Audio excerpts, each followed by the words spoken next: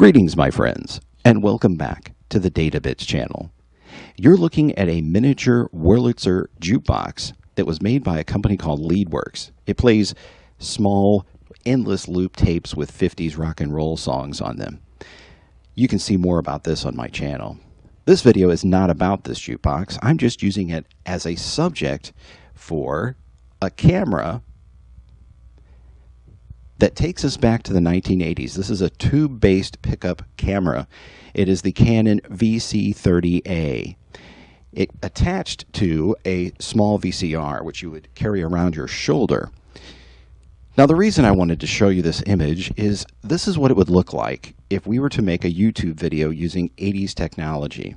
The only difference is the pickup, or the recording device that's actually recording this, is a small miniature DVR. With this camera, I can also do some titles. I can do that, and then I can do that. So our VCR that we're going to talk about in today's video, not this jukebox, was made on September 2nd, 1985. So rather than make the entire video through this camera, I just thought it would be fun to show off this camera and show that I can use old 80s technology and play it through a modern DVR. So let's get into the core of our video. And what we'll do is, if you're interested in all of the nerdy stuff that went into making this part of the video, stay tuned. Towards the end, I'll show off this camera, show off my miniature DVR, and show off this little box that it was required to hook this camera into a modern recording device. All right, let's get started with our video. It is the 5075 video cassette recorder from JCPenney. And now here she is with a little bit more definition than that last camera we used. This is the JCPenney Model 5075 video cassette recorder. Let's go over some of its features, then we'll take it apart and see it work, and then we'll demonstrate it and actually let it play something for you. Looking at the front of the VCR and starting at the left, we've got the window here for the infrared sensor. We have an eject TV VCR power button. We have a rewind, stop, and fast forward. We have pause, play, and slow forward or forward advance. We have stereo TV indicators here. Now, stereo TV made its debut in the mid-80s, and if you and I remember, stereo broadcasts weren't really everywhere until sometime later, and a lot of times the program would say at the bottom, where available, when it was broadcast in stereo. This also picks up the Audio 2, which is the SAP, which is a secondary audio program. Oftentimes, that channel would have Spanish or some other language, or even maybe a descriptive service on it for those who are visually impaired. We have a record level switch here, and this one allows you to manually control the input volume of the audio, or automatically let the VCR choose the volume control. Moving to the center and then to the right, we have this switch here, which will allow you to use the level meter both for tracking and just for audio level. We have an audio out indicator here. This allows you to switch between the linear tracks on the tape as well as the hi-fi audio tracks. Input here is audio, line, tuner, and audio 2 channel. Next to that, we have our timer button, normal, program, select, set, down, and up, standby, one-touch recording, counter, reset, and memory. Then we can pull down this beautiful garage door here on the front, and we have our speed control behind here for SP, LP, and super long play, also known as EP.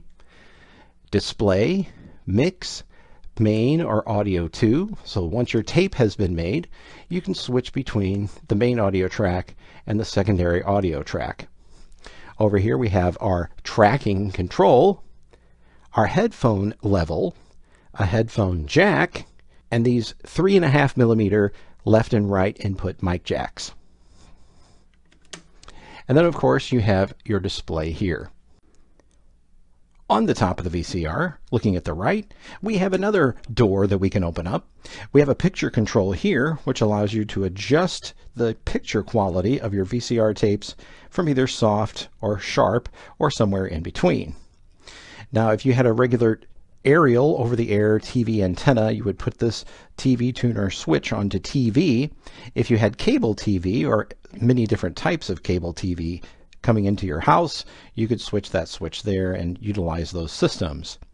We have a tape selector here, whether it's normal or thin, and let's say maybe you had a T160 tape to record on, you might want to put that on the thin setting. We have a mono audio switch here, so it's basically if it's stereo, bring it in stereo. If it's not, then it's mono, obviously. Or you can just say, no, I don't want stereo TV at all, just make everything mono. We have a channel memory switch here, off and on, so you can actually go through and put your favorite channels in and program them into the tuner itself. Now, this was a fancy feature back in 1985 because many of your VCRs had mechanical tuners in them still. They had bunches of little dials that you had to turn for each channel to tune it in. I believe they called that a varactor tuner. This one's all digital, or at least somewhat digital, in the way that it operates. Now here's something you didn't see very often in those days, or even later especially. They completely got away from this feature. The ability to see inside and see your tape moving through a little window. Pretty cool feature. Again, this kind of disappeared as a feature. Looking at the back of the VCR and starting at the left, we have a switched outlet here. So you could hook your TV, maybe you had an old-fashioned console television. You could plug that in there and the VCR could turn the TV on and off via that plug. And we have a TV control on and off here. We have our VHF in from antenna out to TV, standard inputs and outputs. UHF, the two-wire system. This eventually went away and they combined the antenna inputs to just these coaxial ones, but we were still using those here. We have channel 3 and 4, so that determines where the VCR will broadcast the signal when it goes out to TV, and you could tune your TV to channels 3 or 4. Now this is a unique setting here, and I'm not entirely sure what it is. I haven't seen it before. It's a pay TV switch, and you've got normal, and then it goes from 2 to 13. So as to how you would use that or activate it, I would assume that it was probably a pay-per-view program that you would order that you could utilize through the selector here. And then we have an auxiliary input-output, perhaps, and it's a DIN connector right there. And looking from the center to the right, we have our audio and video input-output jacks, all RCA of course. And it even looks like they may have had room for more jacks here, but for whatever reason did not utilize them. So we got video in, audio left and right in, video out, which is composite video, audio out left and right, camera. So we got a camera remote right here, would control the pause in your camera. So, well, actually your camera could pause the VCR if you hook the camera up to the VCR. And then we have an audio filter here, and this was used if you wanted to record stereo audio from an FM station. They would do these special events where the TV signal was not stereo, but you could tune into an FM radio station and pull in the FM stereo audio and record it onto your tape, laying it alongside the video signal coming in over the antenna. So sometimes you would get interference in those signals, and you could turn this audio filter on and it would eliminate the noise that was coming in.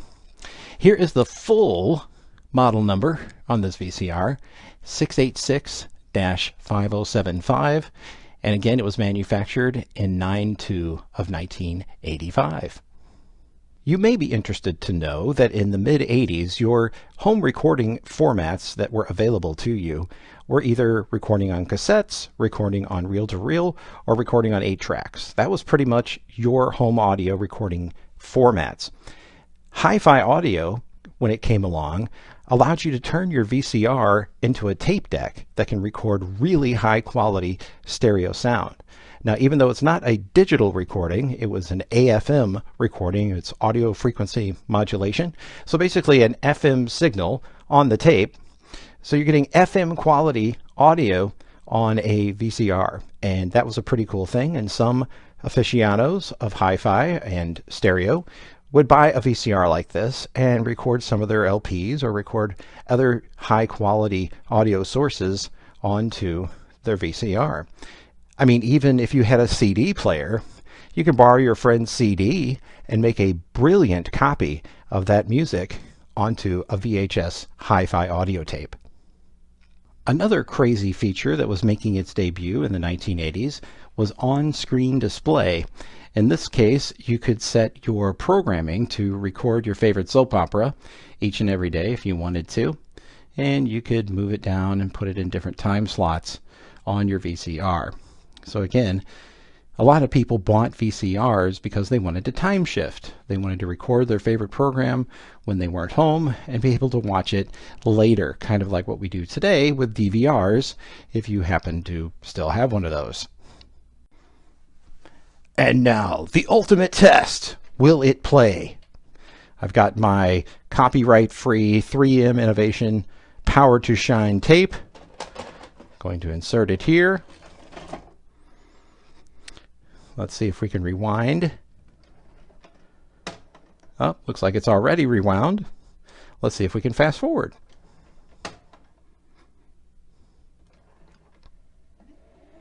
There it goes.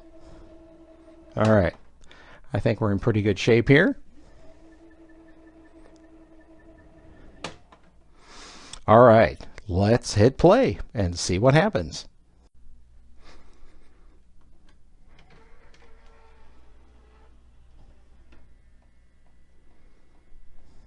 Brightest way to bring your presentation to life.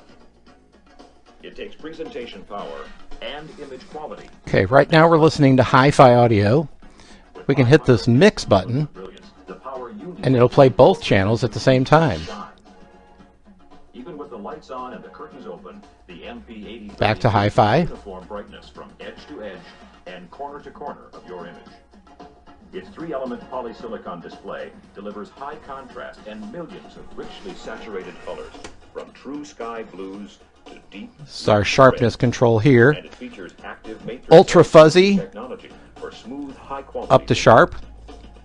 It all adds up to an image that's a step above the rest. But a high quality image isn't the only reason you'll shine. The MP8030 gives you convenience that's a step above. Tracking control. Oh, that was violent. And small enough to fit into a compartment. It's easy to set up and pick up. Wow. Really made it angry. Almost any kind of equipment. The MP8030 offers 4 input channels, 2 compatible with major video standards, settings from conference rooms to meeting halls. A monitor output lets you keep an eye on your presentation without taking your focus off the audience. And the user-friendly remote gives you complete control of your presentation. The function helps keep presentations on track and on time. A screen blank feature helps direct attention back to you when you need it. And the remote offers 3M's virtual mouse technology, which gives you control of your computer's mouse from almost anywhere. Now let's look at the tape loading and ejection. So I'm going to hit the eject button here on the front. I'll let you see what's going on inside here.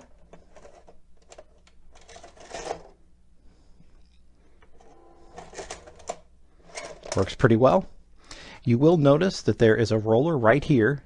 This roller flips back and forth to do the fast forward and rewind action between this spindle hub here and this one. So when I hit fast forward, it swings over here. When I hit rewind, it swings over here. And I did replace this rubber tire on the outside of it.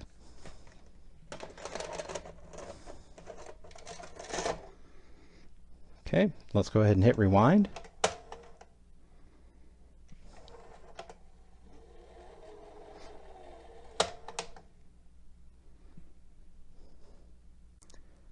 You'll notice we can't see the rest of the tape mechanism because this giant circuit board is in the way.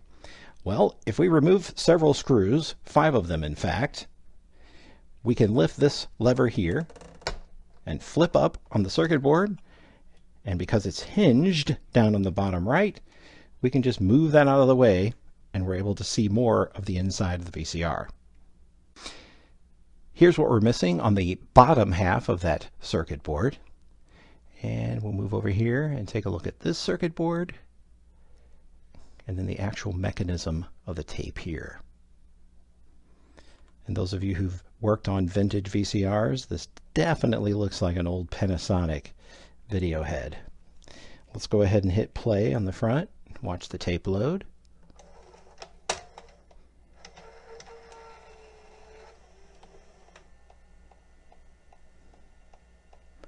Not too bad for an old timer.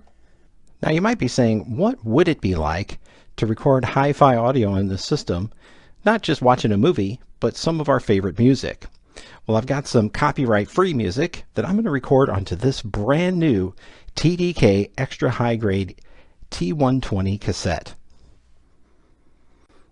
It was always exciting back in the day to buy a brand new tape and take it out of the case for the first time, knowing that this was going to store all of your precious memories and play back for you at a later date. So let's go ahead and put in our TDK cassette. I'm going to hook my laptop up to this VCR, play some of that copyright-free music, record it onto the tape, and then I'll play it back for you, not through a microphone, but direct, so you can hear how it sounds.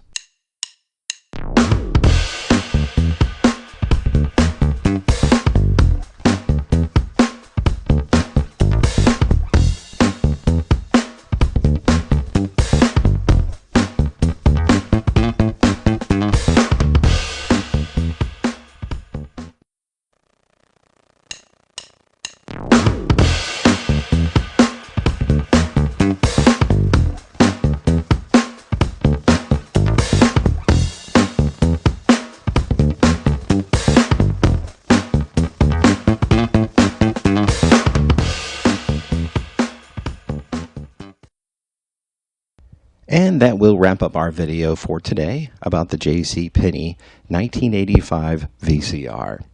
Please subscribe to the channel if you haven't done so already. You can share this video with 100 of your friends and follow me via the social media links that are in the description of this video. A special thanks to my Patreon patrons, whose names are also listed in the description of this video. Thank you very much, guys. And I hope that you will join us next time for another great databits video. Also, stay tuned if you'd like to see that short behind the scenes of how this image that you're seeing right now was made digitally on a DVR.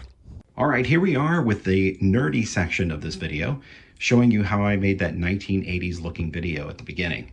Now, this is the Canon VC30. Again, it is a tube-based pickup. It is a vacuum tube inside of here is the sensor for the image that you saw. So I used this microphone. It's a Samson R10S, and I have that connected to right there. See, it has the stereo and monaural connections right there. Going around the front, there's the front of the camera, and then come around here to the side, and you can see it actually has a keyboard that flips out that allows you to make your titles. And close that up. So a pretty neat camera as far as all of its features and what it could do back in the day. So now how did I get that into a DVR? So let's follow the output cable that comes around the back here. And that cable goes across the floor down here to this thing. This is a Panasonic power supply. And it's got our audio and video out going on there. Let's see, does this have a model number on it? Yeah, it's a PKA789. So out of that goes into this little guy right here. So this is the Cloner Alliance Pro. And it is a small DVR, and it has a connection in the back for composite video. You can see here I've got the composite video going in right there, and then I've got the audio signal just using this 3 RCA cable, but I'm only using one connector for it, and that's for monaural audio right there. And I have this small monitor here set up displaying what is coming through the Cloner Alliance. So I'll put a link to the Cloner Alliance in the description of this video if you're interested in purchasing one.